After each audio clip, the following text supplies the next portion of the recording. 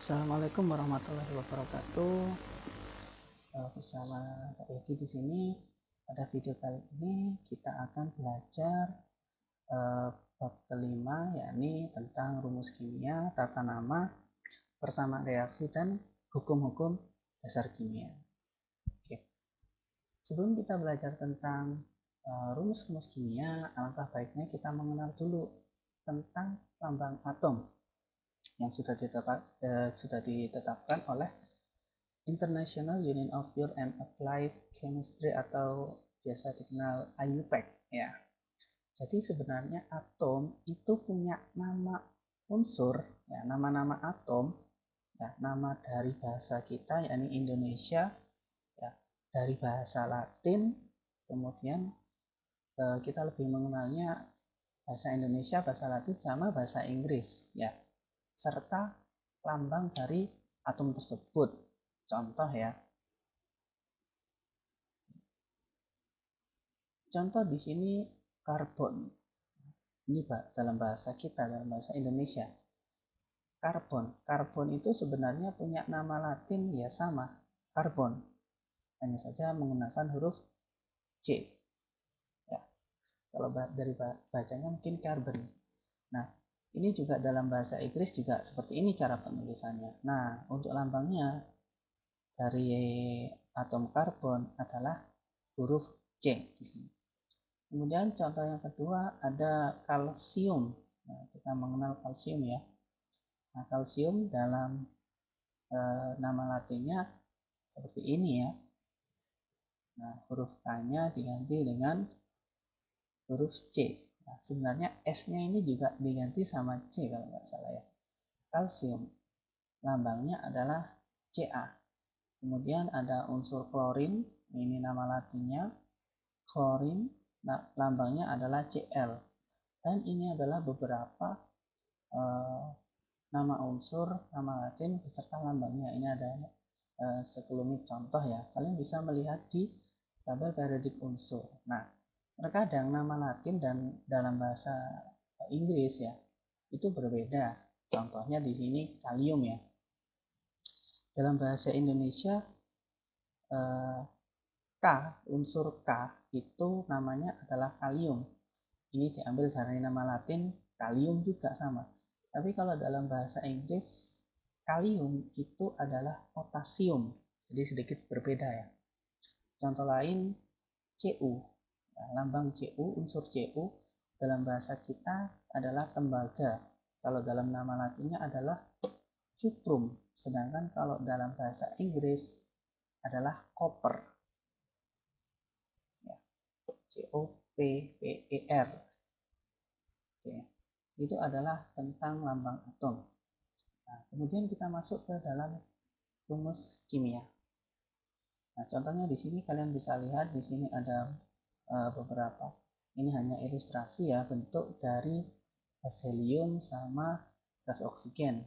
Di sini gas helium kita lihat bahwa mereka untuk gas helium itu hanya berdiri sendiri. Jadi ini satu molekul atom gas helium, ini juga gas helium, gas helium, gas helium, gas helium.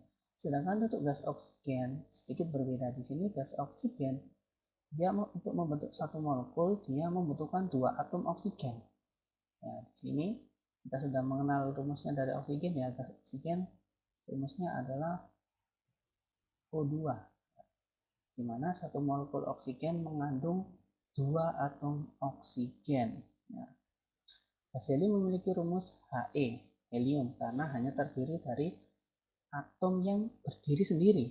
Ya. Sedangkan untuk gas oksigen, rumus kimianya adalah O2, karena untuk setiap satu molekul gas oksigen terdiri dari dua atom oksigen.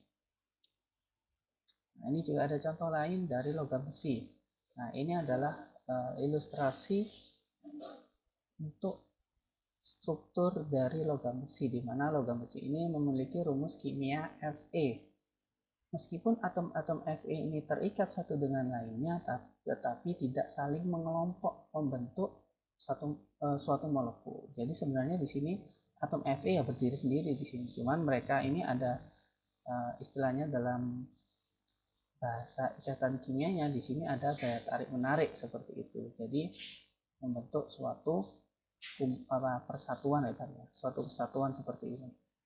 Nah, untuk air sendiri di sini ada bentuk molekulnya. Di sini air memiliki rumus kimia H2O karena setiap satu molekul air terdiri dari satu atom oksigen dan 2 atom hidrogen seperti ini.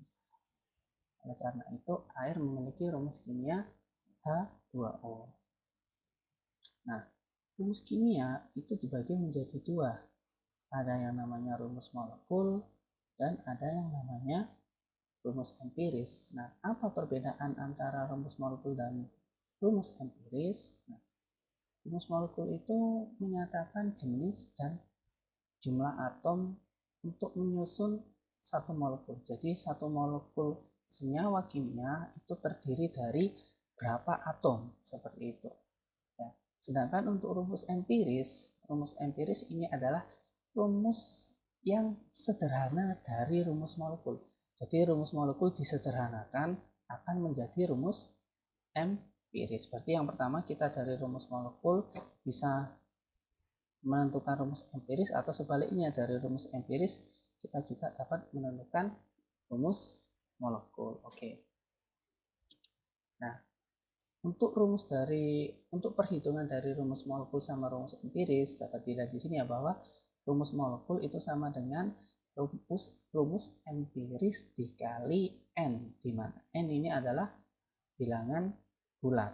Nah, untuk menghitung rumus molekul dan rumus empiris juga bisa menggunakan nilai dari Mr. Mr itu adalah massa molekul relatif ya. Nah, ini adalah contoh beberapa senyawa beserta rumus molekul dan rumus empirisnya. Ya. Kita ambil contoh yang bawah dulu aja, yang cuka di sini. Cuka itu memiliki rumus molekul CH3COOH. Ini adalah rumus sebenarnya. Jadi cuka itu rumus kimianya CH3COOH. Nah, untuk membentuk rumus empiris, maka rumus molekul ini harus disederhanakan. Nah, disederhanakan dengan rumus yang paling sederhana. Ya. Apabila CH3COOH ini adalah rumus molekul, maka untuk rumus empirisnya akan menjadi CH2O saja. Kenapa bisa seperti ini? Nah, kita perhatikan di sini ya. CH3COOH.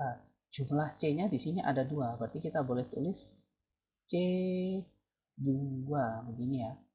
Kemudian hidrogennya 3 tambah 1 jadi C2 hanya 4. Nah, begini. Oke, kemudian oksigennya di sini ada 2, berarti C2H4O2. Nah, ini adalah rumus molekul dari cuka C2H4O2 atau secara detail adalah CH3COOH. Nah, apabila rumus molekul ini dijadikan rumus empiris, maka angka yang di bawahnya ini harus dibagi dengan bilangan bulat dan akan menghasilkan bilangan paling sederhana. Jadi gampangnya begini, kalau ini 242 maka supaya habis dibagi maka di sini harus dibagi 2 begitu. Jadi 2 dibagi 2 jadi 1, C1, 4 dibagi 2 jadi 2, H2. Yang O di sini juga 2 dibagi 2 dapat 1, jadi O1. Jadi CH2O ini adalah rumus empiris atau rumus yang paling sederhana dari rumus molekul cuka, yakni CH3COOH. Begitu pula untuk bensin juga, coba perhatikan. Bensin rumus molekulnya C6H6. Nah, kalau kita sederhanakan maka angka 6 ini bisa dibagi dengan 6 ya, supaya hasilnya 1. Jadi C6H6, 6-nya ini dibagi 6, ini juga dibagi 6, maka hasilnya adalah C1H1 atau bisa disingkat CH begitu ya. Jadi rumus molekulnya benzena C6H6 sedangkan rumus empirisnya adalah CH. Nah, bagaimana dengan amonia? Amonia punya rumus molekul NH3. Nah, ini kalau kita bagi lagi kan sudah nggak bisa ya, karena ini sudah paling sederhana. Jadi, ketika rumus molekul itu sudah tidak bisa lagi dibagi dengan bilangan bulat, maka rumus empirisnya juga sama dengan rumus molekul. Nah, jadi yang ini NH3, yang ini juga NH3. Jadi sama rumus molekul rumus molekul dengan rumus empiris sama, karena rumus molekulnya di sini sudah paling sederhana. Oke, selanjutnya kita akan masuk ke tata nama. Tadi kan kita sudah bicara tentang rumus kimia, sekarang kita bicara tentang tata nama. Nah, dalam bentuk senyawa kimia, senyawa kimia dapat dibagi menjadi dua golongan, yakni senyawa anorganik dan senyawa organik. Pada umumnya untuk senyawa organik itu mengandung atom-atom karbon, hidrogen, oksigen, ya, dan beberapa unsur penyusun lainnya. Tapi utamanya adalah karbon, hidrogen, dan oksigen. Sedangkan untuk senyawa anorganik ini lebih didominasi oleh senyawa yang mengandung logam. Nah, jadi untuk perbedaannya, kalau senyawa anorganik pada umumnya mengandung logam, sedangkan untuk senyawa organik umumnya mengandung unsur karbon, hidrogen, dan oksigen. Oke, kita bicara tentang senyawa anorganik dulu. Nah, di sini senyawa anorganik berdasarkan penamaannya dibagi menjadi senyawa kovalen biner, senyawa ion, asam, dan basa. Nah, senyawa ion ini boleh dikatakan sebagai senyawa garam. Nah, senyawa ion ini boleh dikatakan sebagai senyawa garam. Oke, yang pertama kita bahas tentang senyawa kovalen biner. Nah, dari namanya saja di sini senyawa kovalen. Apa sih senyawa kovalen itu? Senyawa kovalen itu adalah senyawa yang mempunyai ikatan kovalen.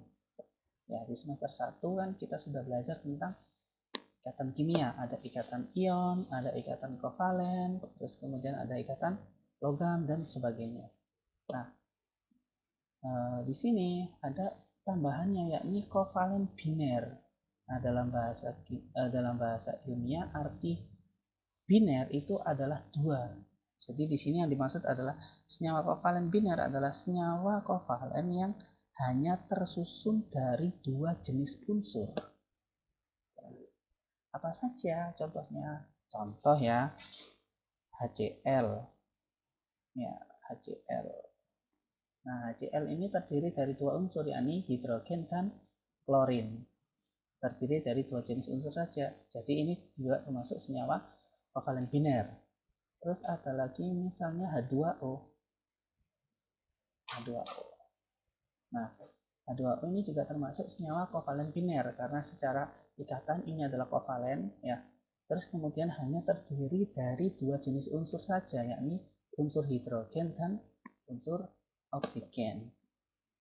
Kemudian ada lagi misalnya karbon dioksida atau CO2. Ini juga sama termasuk kovalen biner karena ada dua jenis unsur yang berbeda, yakni karbon dan oksigen. Oke. Nah, di sini ada aturannya. Untuk rumus senyawa kovalen biner, unsur yang terdapat lebih dahulu dalam urutan berikut, nah, harus ditulis di depan. Nah, contoh ya, HCl. Kenapa kok saya menuliskannya HCl? Kenapa enggak CLH? Karena berdasarkan urutan, di sini H lebih dulu daripada CL. Jadi, yang pertama kita tulis H dulu baru Cl. Terus kemudian ada lagi H2O. Kenapa kok harus H2O? Kenapa enggak OH2? Nah, karena dalam urutan berikut hidrogen lebih dulu daripada O, sehingga kita menulisnya H2O. Begitu pula untuk CO2. Ya, antara C sama O lebih duluan C, sehingga kita menuliskannya CO2 bukan O2C. Itu adalah penulisan untuk kovalen biner. Oke, selanjutnya untuk penamaannya, ya, penamaannya. Ini seperti HCl. Ini sebenarnya namanya apa? 2O ini kan rumus kimia. Namanya untuk penamaannya bagaimana? Nah, untuk penamaannya kita cukup mengikuti aturan yang sederhana ini. Nama unsur pertama diikuti nama unsur yang selanjutnya dan diberi akhiran ida. Contoh HCl, H itu hidrogen, Cl itu klor. Nah, karena dia berada pada unsur kedua, maka diberi akhiran ida, jadinya klorida. Kemudian contoh lagi ada N2O5. N2O5 di sini terdiri dari unsur nitrogen dan oksigen. Nah, namanya adalah dinitrogen pentaoksida, atau ini boleh dilebur jadi pentoksida, diberi akhiran ida. Loh Pak, kenapa di sini harus ada di sama penta? Kenapa nggak ditulis nitrogen oksida saja? Nah, untuk senyawa yang mengandung nitrogen dan oksigen, ternyata dia memiliki berbagai variasi senyawa. Nah, di sini apabila nitrogen bereaksi dengan oksigen, dia dapat membentuk N2O5. Nah, dia juga bisa membentuk NO2. Dia juga bisa membentuk N2O3. Jadi ada berbagai macam senyawa yang dapat dibentuk dari unsur nitrogen dan oksigen. Oleh karena itu harus dikasih pembeda. Nah, pembedanya di sini adalah jumlah atom dalam senyawa tersebut diberi awalan huruf Latin di sini, nama Latin di sini. Untuk jumlah atom 1 itu mono, untuk 2 itu di, untuk 3 itu tri, dan seterusnya sampai 10 itu deka. Nah, oke. Jadi di sini N2O5 ya, karena nitrogennya ada 2, maka harus diberi awalan di. Ya. Di nitrogen karena nitrogennya 2. Kemudian oksigennya ada 5, berarti kita menggunakan penta. Nah, jadi pentaoksida. Oke. Nah, hal ini dikarenakan unsur nitrogen dan oksigen itu dapat membentuk senyawa lain. Contoh N2O3 begini. Nah, jadi kalau N2O3 namanya adalah dinitrogen trioksida karena nitrogennya 2, oksigennya 3. Seperti itu. Nah, untuk senyawa kovalen biner yang tidak dapat membentuk senyawa lain dengan komposisi unsur yang sama, maka tidak perlu menggunakan tambahan Latin seperti ini. Contohnya HCl, hidrogen klorida.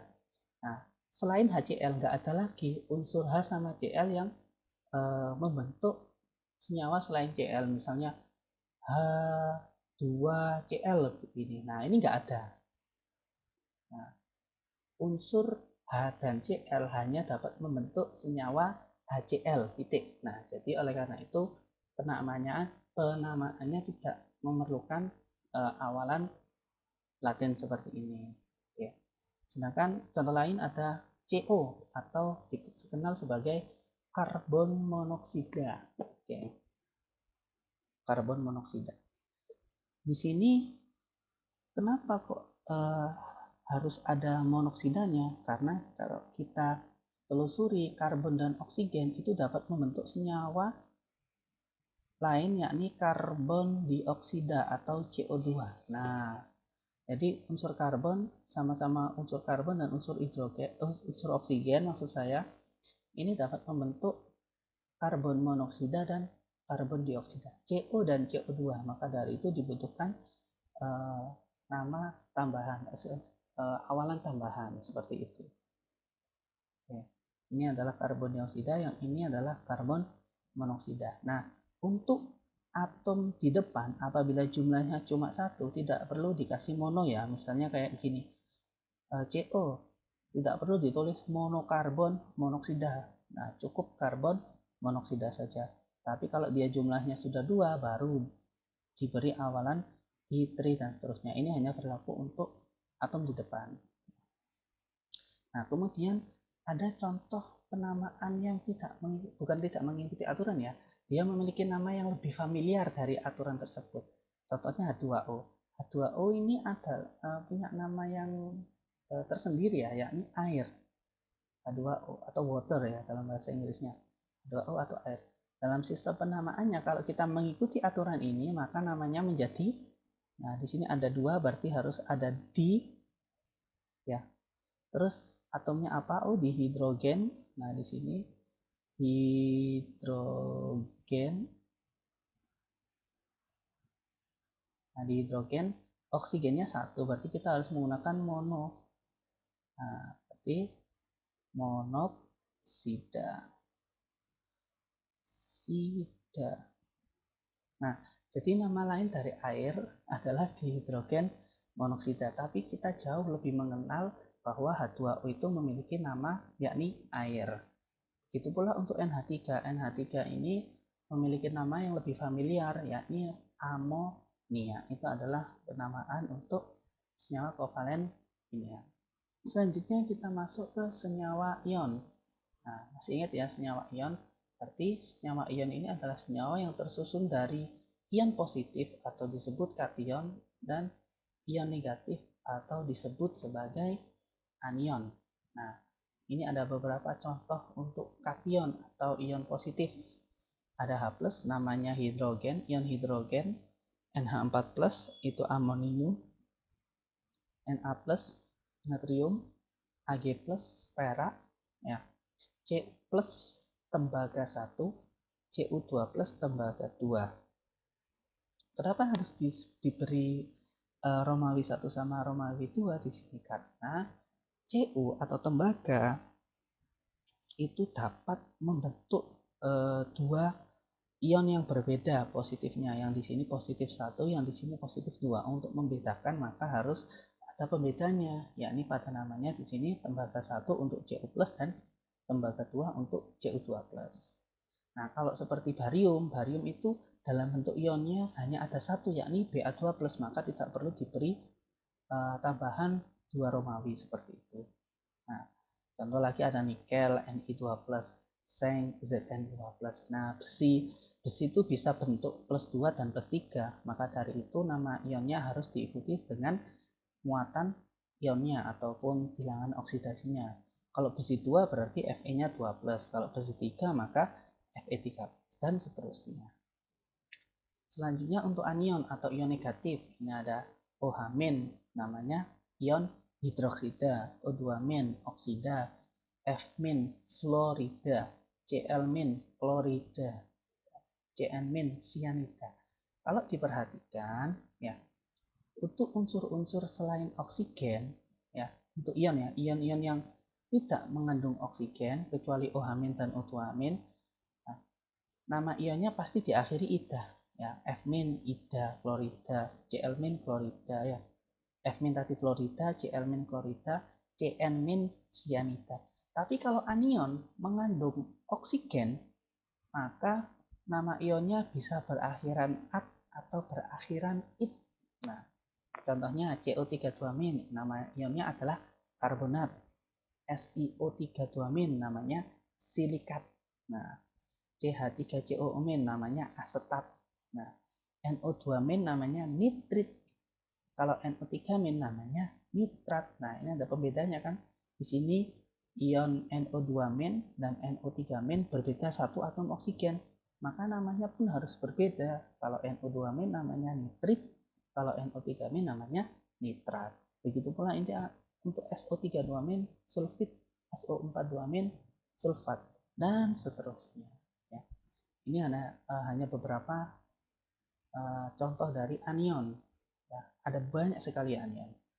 Kalian bisa searching atau googling atau bisa buka modul di buku ya.